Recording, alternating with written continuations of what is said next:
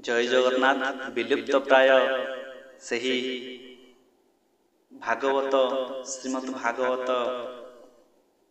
जहाँ अति बड़ी जगन्नाथ दास लिखिछन्ति तांको मांकर बुझिबा पई ओडिया भाषा रे संस्कृत रु अनुवाद करिछन्ति। सही भागवत कथा आज गाँ गहली रे देखिବାକୁ मिलुतला बे प्राय विलुप्त। तेणु आसंतु आमे पुनर्बार से भागवत कथा बा कृष्ण कर कथा को पुनर्जीवित करिबा, सही कथा को आमे श्रवण करिबा, पाठ करिबा। तद्वारा गोटे प्रकार आनंद मिली थाए। कहीं ना जे कृष्ण प्रेमी भागवत रे आपण लेखा अछि, आपण निजे पढ़िले जानिबे जे कृष्ण प्रेमी से ही भागवत पढ़िबा को सुनिबा को ही पसंद करि थांते। तेणु आसंतु सेही गुरु गोविंदंकर श्री चरण कमल रे मोर आराध्य से राधा कृष्णंकर चरण कमल रे जहा कि होउचंती जगन्नाथ जगन्नाथ सेही प्रभुंकर सेही द्विबाहु को सेही चकायनयन को थरे चाहि दे आमे समस्त आत्मविभोर हे पुणी सेही जगन्नाथ दास विरचित ओडिया भागवत भीतर को निजर मन को प्रवेश करैबा। ओम नमो भगवते वासुदेवाय, ओम नमो भगवते वासुदेवाय, ओम नमो भगवते वासुदेवाय। नारायण नमस्कृत्यं नरं चैव नरोत्तमं देवीं सरस्वतीं व्यासं ततो जयमुदीरयेत्। मूकं करोति वाचालं पङ्गुं लङ्घयति गिरिं यत्कृपातमहं वन्दे परमानन्दमाधवं। निगमकल्पतरोर्गलितं फलसुखमुखादमृतद्रवसंयुक्तं पिबत भागवतं रसमालयं मुहुरहो रसिका भुवि भावुका। आज आमे प्रथम स्कंदर सप्तदश अध्याय भीतर को प्रवेश करिबा।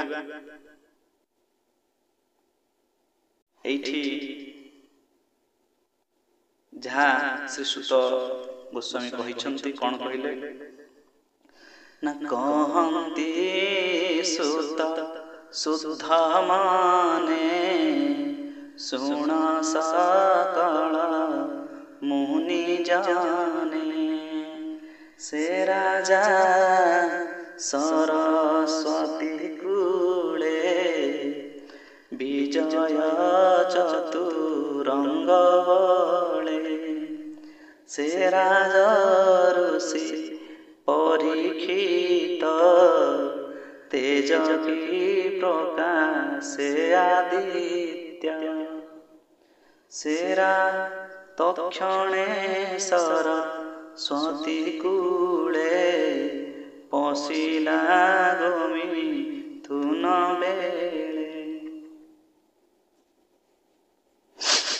देखिला राजरूप श्री लुहार जष्टि करे धरी स्वभावे तार शुभ्र देहि कपट वेश सज होई सर्पर प्राय घोर नादे जष्टि प्रहारे तार पादे सुहावे कोई चरण प्रहार करे पुनः पुनः तार प्रहारे से विकले लोचन अश्रुजल गले कंपई घन घन देहि मूत्र पुरुष उत्सर्गई तार प्रहारे धेनु नादे स्थिर नुई चारि पादे बस्सा विहीने कृष्ण देहि जीव से भोजन इच्छई। तारा निकटे रथे जाई सुवर्ण अलंकृत होई अनाई वृषभ नंदन गभीर कोमल वचन बाण आरोपी धनुर्गणे उच्चई प्रहार कारणे। काहू अइलु तू पुरुष कह तोहर नाम किस। रजोवाच काहू आइलु तू पुरुष कह तोहर नाम किस। मोर शरण नर लोक एहाकु कर तू निरेख दुर्बल प्राणी को तू बळे प्रहार करी। प्रहारु बलियार छळे विशेष राजरूप हेउ नटर प्राय जना मोहु कहे केवण कारण देख मोहर धनुर्बाण। देख अर्जुन संग करी निज भुवने गले हरि। तू तो स्वभाव रक्षित प्राणी को करू किंबा हत प्राण सत्ୟରେ अवहेला निश्चय काल तो पुरिला। पुଣି वृषभ मुख चाहि संभ्रम चित्ते प्रकाशई संभ्रम चित्ते पचाराई। वृष मृणाल कोमल एक पाद तो चंचल तीन चरण तोर थिला। कह कि हेतु केणे गला केउ देवता कह तुई मायारे वृष रूप होई। एक कथा मते बड़ गरु मोहर मन खेद करू। देख कौरव वंश भूजे परीक्षित मोहर राज्य ପ୍ରାଣୀ ଲୋଚନୁ ଅଶ୍ରୁ ଜଳ କେବେ ହେଁ ନ ପଡ଼ଇ ତଳ ପୁଣି ସୁର ବିମୁଖ ଚାହିଁ ଆଶ୍ୱାସୀ ବାକ୍ୟ ପଚାରଇ ତୁ ଧେନୁ କାନ୍ଦୁ କାହିଁ ପାଇଁ ତୁ ତାହା ମତେ କହ ଫେଇ ଏବେ ତୁ ରୋଦନ ନ କର ମୁହିଁ କଳଙ୍କ ଦର୍ପହର ମୁହିଁ ପାଳକ ଅଛି ଯହିଁ ମୋର ପ୍ରଜାଙ୍କୁ ଦୁଃଖ ନାହିଁ ଯାହାର ରାଜ୍ୟ ପ୍ରଜା ବଳେ ହିଂସା କରନ୍ତି ଦୁଷ୍ଟ କଳେ ତା ଯେବେ ରାଜା ନ ମଣଇ ତାର ରାଜ୍ୟ ତେଜସ କାହିଁ ରାଜାଙ୍କ କୁଳ ଧର୍ମ ଏଇ ନିଶ୍ଚିନ୍ତେ ପ୍ରଜାଙ୍କୁ ପାଳଇ ଏଣୁ ଏହାକୁ ବଦ୍ଧ କରି ଧର୍ମ ଅଧର୍ମ ନ ବିଚାରି ତୋର ରକ୍ଷଣେ କାରଣ ଭୋ ବୃଷ ସାବଧାନେ ଶୁଣ ତୋହର ଚାରି ପାଦ ଥିଲା ତିନି ଚରଣ କେଣେ ଗଲା ସୁର ବିମୁଖ ଚାହିଁ ପୁଣି କହି ନୃପ ଚୂଡ଼ାମଣି ଭୋ ବୃଷ ଶୁଣ ମୋର ବାଣୀ ତୋ ଦୁଃଖ କହ ମତେ ପୁଣି କୃଷ୍ଣ ସେବକ ବନ୍ଧୁ ଯେତେ ତାହାଙ୍କ ଚିତ୍ତ ଏ ଜଗତେ ଧର୍ମ ନ ସହେ ମହି ତଳେ ଯେ ସାଧୁ ଅଟେ ସର୍ବ କାଳେ ତୋହର ବିରୂପ ଶରୀର ପାଣ୍ଡବ ବଂଶେ ଦୁସ୍ତର ନିର୍ଦ୍ଦୋଷ ପ୍ରାଣୀକୁ ଯେ ହିଂସେ ସେ ଅପରାଧେ ଆତ୍ମା ନାଶେ ମୁହିଁ ତାର ଭୁଜ ଧୋଇ ସେ ଧୋଇ ଯେବେ ଦେବ ହୋଇ ରାଜା ପ୍ରଜାର ଏ ଧର୍ମ ଏହି ନିଶ୍ଚିନ୍ତ ପ୍ରଜାଙ୍କୁ ପାଳେ ସ୍ୱଧର୍ମେ ପାଳେ ବସୁନ୍ଧରି ଖଳ ସୌର୍ଯ୍ୟ ସେ ନିବାରି ଏ ଚାରି ବର୍ଣ୍ଣେ ଜଗତ ସ୍ୱଧର୍ମ ଛାଡ଼ି ଅନ୍ୟ ପଥେ ତାହାଙ୍କ ଗର୍ବେ ଯେତେ ହରେ ସେ ରାଜା ସୁଖେ ରାଜ୍ୟ କରେ ରାଜାର ବାଣୀ ଶୁଣି ତ ସେ ଧର୍ମ କହନ୍ତି ପ୍ରେମ ହାସ୍ୟ ଧର୍ମ ବାଚ ପାଣ୍ଡବ ବଂଶେ ଏ ଭାର ଆରତ ପ୍ରାଣୀ ଭୟଙ୍କର ଯାହାର ଗୁଣେ ଗୁଣ ହରି ସାରଥି ଦୃଢ଼ପଣେ କରି ପ୍ରାଣୀଙ୍କ କ୍ଲେଶ ବୀଜ ଯେତେ ପ୍ରକାଶ ହୋଇ ଯାର ଚିତ୍ତେ ସେ ବାକ୍ୟ ଭେଦ ବିମୋଚନ ଏହାକୁ ବୋଲି ସାଧୁଜନ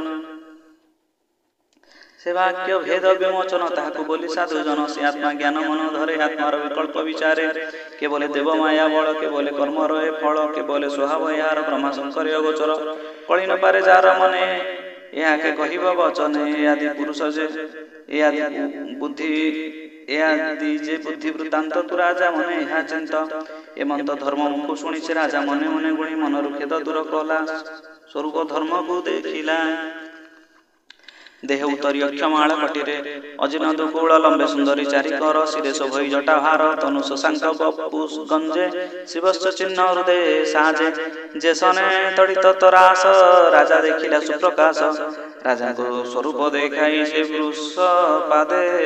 ସେ ବୃଷ ଭଗ୍ନ ପାଦେ ରହି ସେ ରାଜା ଦେଖି ନିଜ ରୂପ ଚିତ୍ତେ ପ୍ରକାଶ ଜ୍ଞାନ ଦୀପ କପାଳେ ଦେଇ ବେନି କର ଧର୍ମକୁ କହେ ନୃପବର ରାଜବାଚ ଭୋ ଧର୍ମ ଧର୍ମ କଥା କହୁ ଧର୍ମ ବୃଷଭ ରୂପ ବହୁ ଧର୍ମ ଅଧର୍ମ ଯିବା କରେ ଯେ ପ୍ରାଣୀ ଜୀବ ଥାଉ ମରେ ଦେଖ ମାୟାର ବ୍ୟଗ୍ର ଗତି କେ ଜାଣିପାରେ ଚିତ୍ତେ ଚିନ୍ତି ମନ ବଚନେ ଅଗୋଚର ନିଶ୍ଚୟ ବିଚାର ମନର ତୋହର ଚତୁର ଚରଣ ପ୍ରଥମ ଯୁଗ ଆଭରଣ ତପ ଶୌଚ ଦୟା ସତ୍ୟ ଯେ ଯୁଗ ଅନୁରୂପେ କୃତ ସତ୍ୟର ସଙ୍ଗେ ତପ ଗଲା ଶୌଚ ତ୍ରେତାରେ ରହିଲା ଦ୍ୱାପରେ ଗଲା ଦୟା ସଙ୍ଗେ ମିଥ୍ୟା ରହିଲା କଳି ଯୁଗେ ତପକୁ ସର୍ବନାଶ କଲା ଶୌଚ ସଙ୍ଗେ ସଂହାରିଲା ମନ ରହିଲା ଦୟା ବଳେ ଚରଣ ରହିଲା ନିଶ୍ଚଳ ଏବେ ଯେ ଅଛି ଏକ ପାଦ ଏ କଳି ଏହାକୁ ଆପଦ କଠୋର ତପ ଯେ ପାଳିବ ସେ ପ୍ରାଣୀ କୃଷ୍ଣଙ୍କୁ ପାଇବ ସେ ସତ୍ୟ ଯୁଗ ସତ୍ୟ ଭାବ ଏ କଳି ଅଣିତେ ପ୍ରକାଶିବ ଏ ଭୂମି ପାରା ଭାରା ଭର ହରି ଶ୍ରୀକୃଷ୍ଣ ଗଲେ ଅପସରି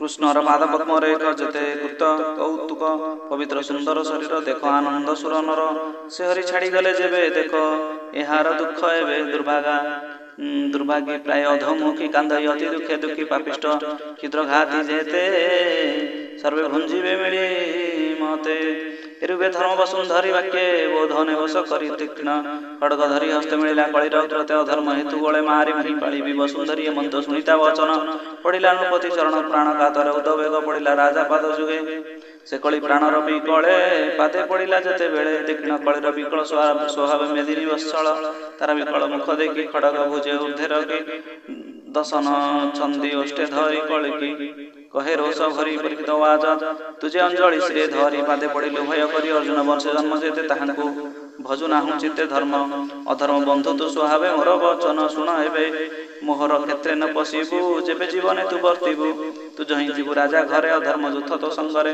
ଲୋଭ ଅନର୍ଥ ଚୌର୍ଯ୍ୟ କର୍ମ ଆଦି ଶ୍ରେଷ୍ଠ ଯେ ଅଧର୍ମ ଦମ୍ଭ ଦୁର୍ଜନ ଆଚରିତେ ମାୟା କଳହ ମୋହ ଯେତେ ତୋହର ସଙ୍ଗେ ଥାନ୍ତି ଏତେ ମପୁରେ ଥିବୁ ତୁ କେମନ୍ତେ ଯେ ପ୍ରାଣୀ ଥିବେ ସତ୍ୟ ଧର୍ମେ ତହି ନ ପଶିବୁ ସମ୍ଭ୍ରମେ ଏ ବ୍ରହ୍ମାବର୍ତ୍ତେ ଯେତେ ଜନ ବ୍ରାହ୍ମଣ ଆଦି ଚାରି ବର୍ଣ୍ଣ ଆଗମ ନିଗମ ପ୍ରମାଣ ଯଜ୍ଞ ସମ୍ପାଦି ଯେ ବ୍ରାହ୍ମଣେ ହରିଚରଣେ ପୂଜା କରି ଜଣେ ସନ୍ତୋଷ ନର ହରି ତାବର ଆଦି ଚାରି ଦେହେ ବାହ୍ୟ ଅନ୍ତରେ ବ୍ୟାପୀ ରହେ।